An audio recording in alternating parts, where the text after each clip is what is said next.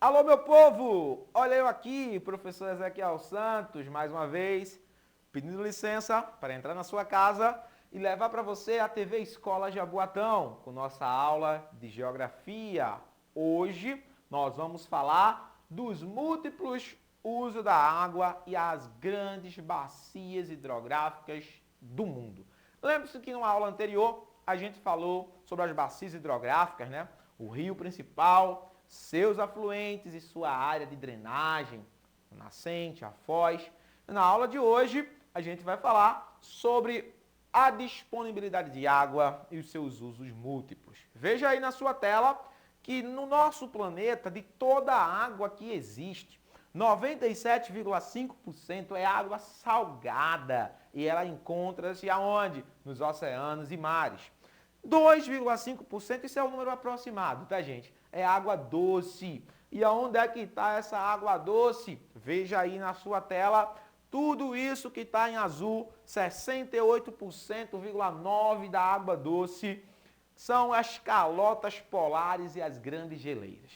O que está em vermelho, a gente tem lá a água subterrânea, a água que está embaixo dos nossos pés, né? As grandes caixas d'água subterrâneas.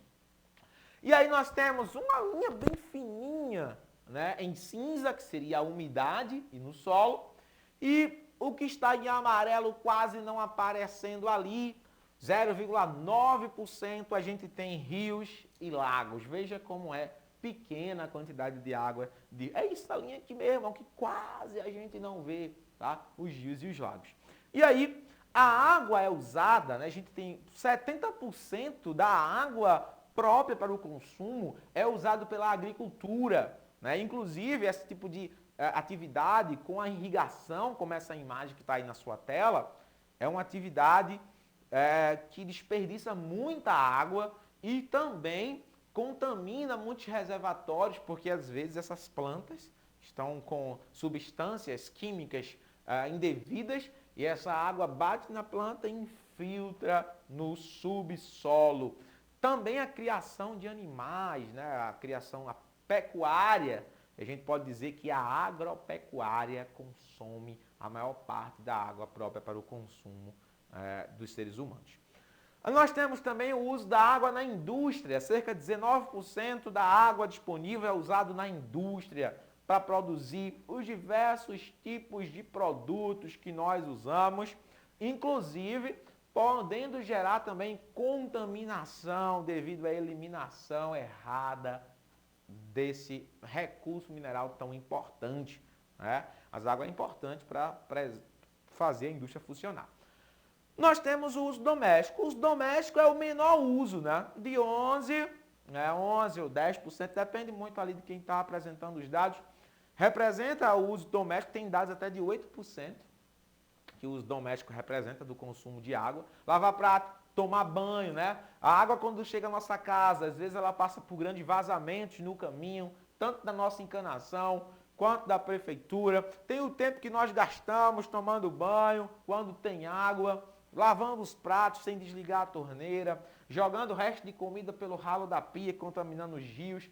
Tudo isso compromete a água disponível, que é tão pouca como a gente viu no gráfico anterior. É importante que a gente saiba que precisamos preservar e conservar esse bem tão necessário para a nossa vida, que é a água, que faz a gente se mover e realizar diversas atividades. Tá? Uma dessas práticas de conservação é diminuindo o tempo no seu banho, fechando a torneira lá do chuveiro, quando está passando o sabonete, ensaboando, né? Fechando a torneira da pia, quando estiver ensaboando os copos, e ajudando a monitorar isso dentro de casa, para que a gente não perca esse bem tão importante. E aí a gente tem o destaque para alguns dos maiores rios e suas bacias do mundo. Vamos começar pelo nosso. O maior rio do mundo, nosso rio Amazonas. Alguns livros vão trazer lá o rio Nilo, mas no geral aqui no Brasil, a maior parte dos nossos livros e alguns autores do mundo indicam o rio Amazonas como o maior rio do mundo. Olha aí na sua tela, a maior bacia hidrográfica do planeta, ela é tão extensa que ela sai ali da região do Peru, passando por toda a bacia do Amazonas passa por vários países, como Colômbia, como a Bolívia, a Venezuela, mas a maior parte do rio Amazonas está dentro do Brasil, olha aqui comigo, e essa bacia ela tem uma importância econômica, regional, principalmente na produção de energia e também da navegação. Aí na sua tela a gente tem o rio Volga, tá? É um rio que nasce na Rússia, ele é o maior rio da Europa, é um rio de grande extensão, é um rio que contribui muito para a geração de energia, para o turismo, tá? Para a utilização em diversos usos. O maior rio da Europa, o rio Volga. Nós temos aí a bacia do rio Danúbio, é isso mesmo, segundo maior rio da Europa. Ele vai nascer nas montanhas da Floresta Negra, lá da Alemanha. Depois você pesquisa sobre isso, o que é a Floresta Negra da Alemanha. Atravessa o rio Danúbio, atravessa 8 países, tá? Vai passar pela Hungria, entre esses países, né? A Croácia, a Sérvia, a Bulgária, e ele vai desaguar no Mar Negro, tá? Esse rio, ele é importante rota de navegação e ele também ajuda muito, principalmente nas trocas comerciais entre a ligação entre esses países europeus e também os países que são banhados pelo Mar Negro. Nós temos aí a bacia do rio Ganges. Rio Ganges, que é um rio extremamente fundamental no norte da Índia. Olha aqui para mim, por favor. Você está vendo aí na imagem um monte de pessoas tomando um banho. Esse é um dos rios mais poluídos do mundo. Tá?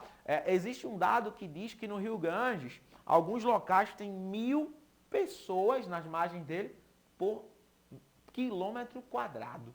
É muita gente. A Índia que tem aí a segunda maior população do mundo. Né?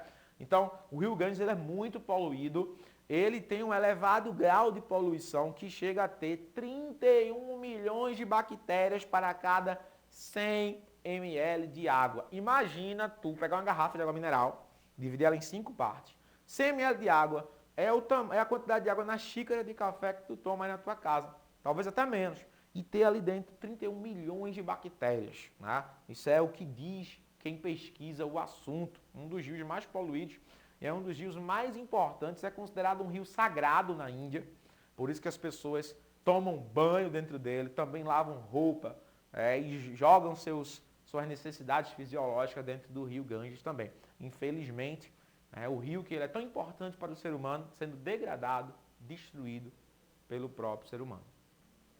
Nós temos aí a bacia do rio Yangtze-Kiang, um rio chinês, também conhecido como Rio Azul, o maior rio da China, um grande rio importante na navegação, na irrigação e na geração de energia elétrica. Neste rio, nós temos a maior usina hidrelétrica do mundo. O rio Yangtze tem a maior usina hidrelétrica do mundo. Isso mesmo, tá? A usina de Três Gargantas.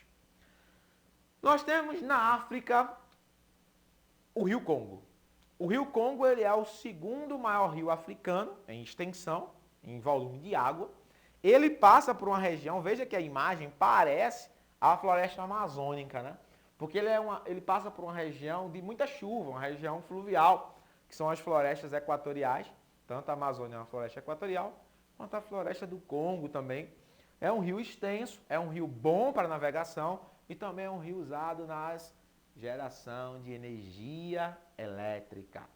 E aí, nós temos o rio Mississippi, tá? O rio Mississippi é o maior rio dos Estados Unidos. Ele corta verticalmente, praticamente do norte, em direção ao sul, e ele passa na parte central dos Estados Unidos. Ele é importantíssimo na produção agropecuária. Veja aqui, ó, esse desenho aqui do rio Mississippi, ele vai desaguar no Golfo do México.